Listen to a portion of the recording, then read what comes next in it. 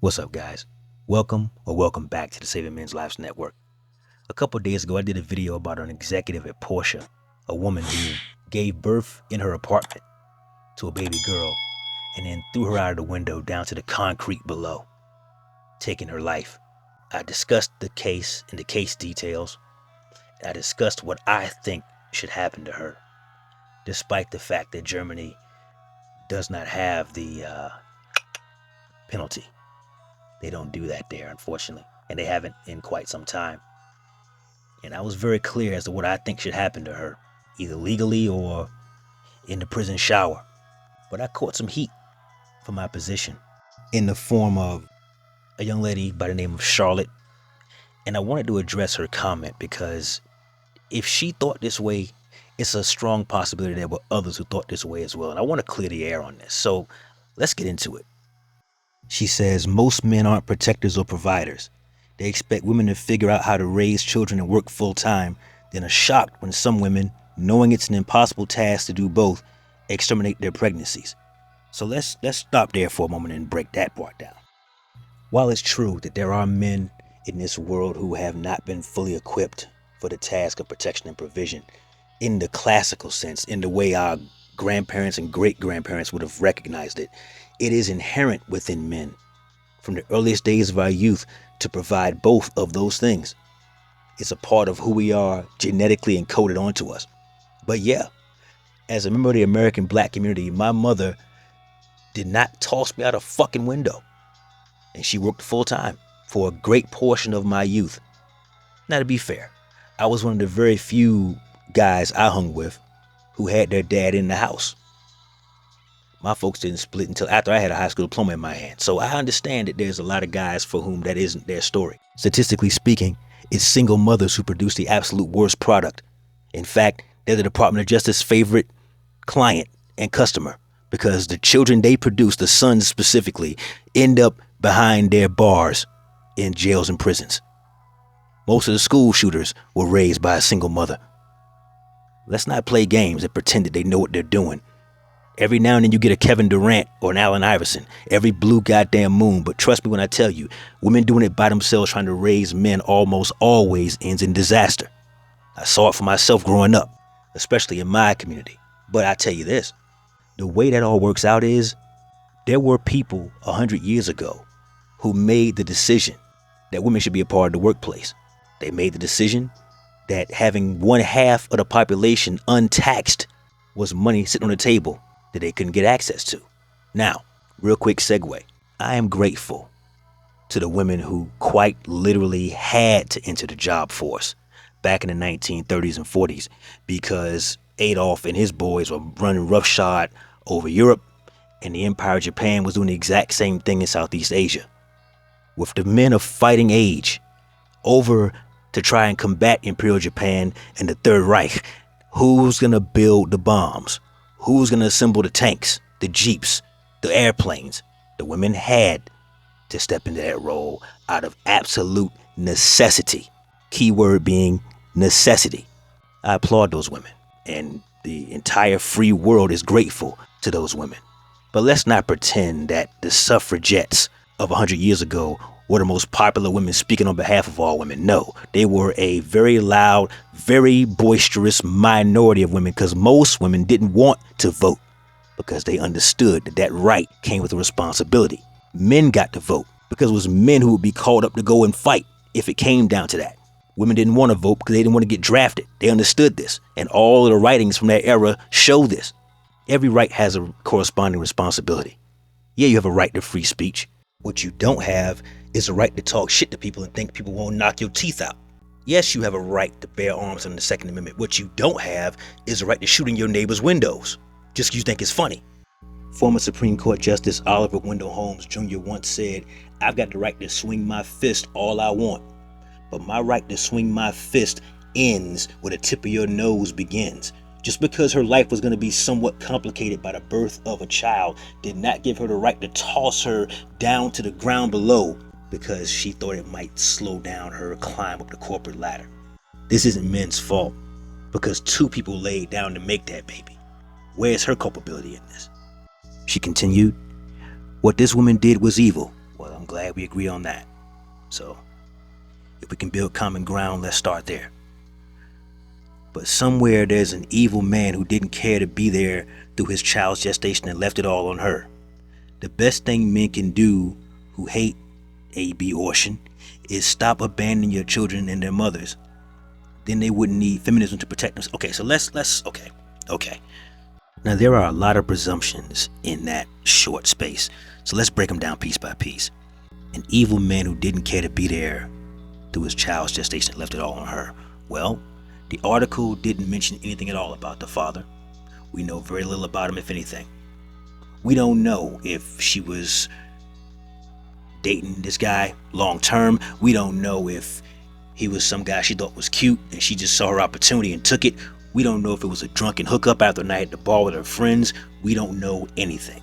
All we know is that during the course of, she decided to have either A, unprotected sex with this guy, B, they tried to put a rubber on, but maybe it slipped off or broke or something to that effect. It can happen. It's not very often, but it does take place.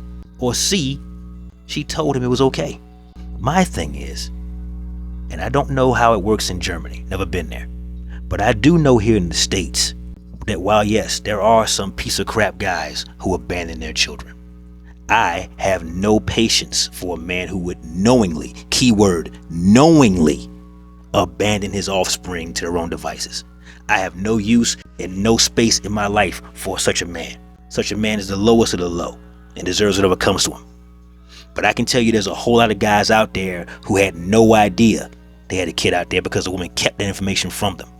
There's plenty of men out there who wanted to be involved in the child's life and the mother moved away, and it would be years after the child's a full-grown adult hiring a private investigator before they ever saw the kid for the first time ever.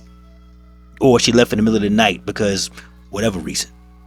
Not to mention the fact that at least here in the States, I, again, can't speak for Germany. For those who are from Germany watching this, you guys chime down in the comments. But I know that here in America, the families get destroyed by the women 70 to 90% of the time. Let me repeat that. Most breakups at the boyfriend-girlfriend level happen because the woman decides to eject from the relationship, whether there's a child involved or not. Even up to the point of a marriage where a contract was signed between both parties and the state.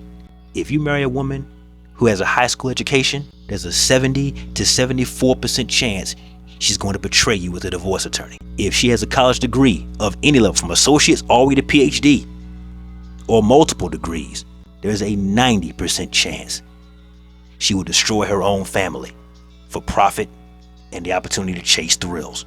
This is not a small detail. It's not the men leaving their families in ghastly, astronomical numbers, Charlotte. And I'm not saying this to you because I think you're a bad person. My guess is people love you wherever you're from, okay? That's the presumption I'm making about you, and that you're not some blue-haired, blue armpit-haired having feminist. That's what I hope isn't the case about you. But the fact of the matter remains. If Germany and their social structure is anything at all, because they are a Western nation like we are, if they have any similarities to us at all, there's a very strong possibility that she thought she was some strong, independent boss babe. I can do this all by myself. And then realized the gravity of such a decision and made the worst decision possible. Charlotte, in America, women have almost a dozen contraceptive methods available to them before they get pregnant. Everything from a female condom, which doesn't get a lot of press, it should, but it doesn't.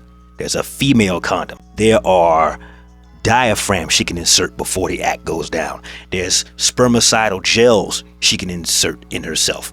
Foams, the exact same concentration of the Noxinol 9 that she can buy right off the shelf without a prescription at Walgreens. There's also, if she goes to her physician, synthetic hormone-based birth control pills.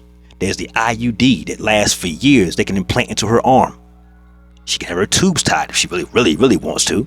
That's an option as well, if the goal is for her to not get pregnant. But even after, if let's say all those methods working in tandem, let's say they all fail. Let's say she laid down with the strongest sperm on the planet and he swam through all of it and still somehow, some way got to the egg and fertilized it. Well, you know what? In America, women still have more rights than men. How do I know? Is that controversial to say? Hell no, it's not. And let me prove it. After a woman gives birth to a baby, she still has several options, almost a half dozen of them. She can drop the kid off with her family, the way Kirk Franklin's mother did to him at his grandmother's house. Shout out to Kirk Franklin's grandmother. She raised a strong young man who was in the church, and Kirk grew up to become a multi-millionaire and a multi-platinum selling recording artist. Shout out to Kirk. Worked out great for him. But his story isn't everybody's story in that situation, because his mom was strung out on drugs and she went up for the job of mother. So again, shout out to Kirk Franklin. But everybody is gonna have his success story. He's most certainly the exception, not the rule. If she doesn't go to family, there's angel drop-offs at places like hospitals, churches, fire stations, police stations. The woman can drop that kid off and just walk away. No one fingerprints her. No one takes her picture. They don't get a picture of her ID, nothing. She drops the kid off anonymously and walks off into the sunset like nothing ever happened. And there will be no legal, economic, or medical consequences for her doing so. Not to mention the fact that the child can put up for adoption. How many women are spending tens of thousands of dollars on IVF and it's not working? They're trying everything they can with 21st century reproductive technology and nothing's working. They want to be moms, but they can't somehow get it to go. They'd love to take that baby and raise them in a home that they've already painted the nursery. They've already bought all the teddy bears. They got like Pampers from Sam's Club, lasting stacked from the floor to the ceiling. She didn't have to do this. And yes, my least favorite of all these options, she can walk into Planned Parenthood and she can execute the child before it takes its first breath. Not my option. But that is an option, depending on where you live. So, the point I'm bearing and trying to make to you today is this. While yes, a lot of men in our society, raised by their single mommy, without sufficient masculine influence along the way, aren't as best equipped to provide and protect as men of previous generations. I will concede that point, because a woman can't teach a boy to be a man. Still, enough men know what our classic traditional roles are, that when pressed, they can step into that role. Maybe not as well as their grandfather did, but they can rise to the occasion if they know the kid's coming, and if they can prove through DNA testing the kid's actually theirs. Shout out to the men who want to be involved in their kids' lives, despite in many cases interference from the mother in that exact same circumstance. And again, I said in the first video, I'll repeat it here. Whoever that kid's father was, whether he was some drunken hookup 9 months prior, or whether he was her long-term boyfriend, that little girl was obviously much safer in his arms than she ever was in her mother's. Last but not least, feminism has never protected anybody, certainly not women. All it's ever done is transform women into diet men. It's caused them to look at their femininity, which is a woman's true strength, as some type of weakness, to be gotten rid of and suppressed as often as possible. It's taught women to chase a man's version of success, climbing the corporate ladder, accumulating a bunch of money, doing the things that men do that make men happy. It's no accident that women age 40 plus without children who've never been married are the least happiest people in the West and the most medicated when it comes to psychotropic medication. They're on the most head meds because they were lied to and they burnt through their fertile years and their opportunity to find a husband who would love them and take care of them, all for the sake of corporate slavery. Feminism can only exist in the first world. It's a first world fantasy and luxury that can only exist when electricity, running water, flush toilets, and air conditioning are all present at the exact same time. In the parts of the world where those things are scarce or non-existent, there are no feminists. Interesting how that works. Thanks for commenting. Thanks for sharing your point of view. And hopefully you'll tune in and see some more of the content. But that's all I got for today, fellas. That's my time. Like the video? Comment down below. Share with a friend and subscribe to the channel if you haven't already. Never let your brother suffer in silence when the truth can set him free. Networkers, we working. Until next time.